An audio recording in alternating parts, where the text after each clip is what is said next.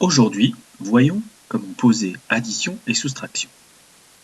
Je dois savoir donc poser et calculer des additions ou des soustractions d'entiers. Je sais facilement additionner des nombres entiers. Par contre, il faut que je fasse attention à deux choses. Première chose, bien aligner les chiffres. Et ensuite, faire attention aux retenues. Nous allons additionner 47 23 786 plus 988 153. Nous commençons par poser le premier nombre et nous commençons généralement par poser le plus grand pour se simplifier les choses. Ensuite, nous mettons en dessous le deuxième en vérifiant que nous alignons bien les unités, les dizaines, les centaines et ainsi de suite.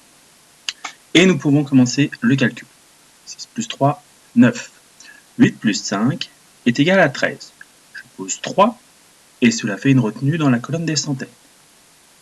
7 plus une retenue, 8 plus 1, 9. Je continue, 8 plus 3, 11. Je pose 1 et je mets une retenue dans la colonne suivante.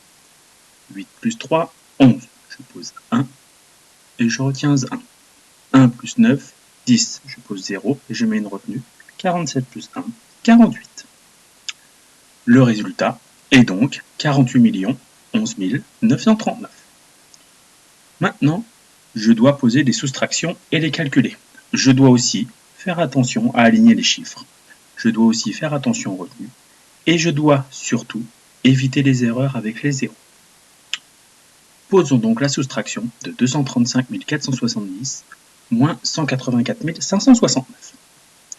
Je pose 235 470 et j'aligne bien en dessous 184 569 en mettant bien les unités et les dizaines comme dans un tableau de numération. Ensuite, nous commençons. Premier problème, nous avons 0 et nous voulons soustraire 9.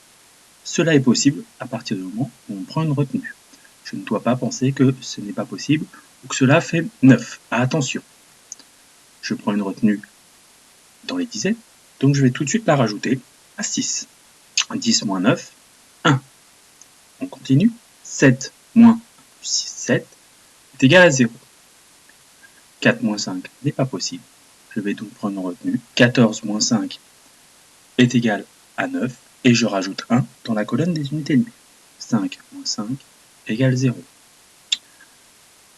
3 moins 8 n'est pas possible. Je prends donc une retenue. 13 moins 8 est égal à 5. Et 2 moins 2 est égal à 0. Le résultat est donc 50 901.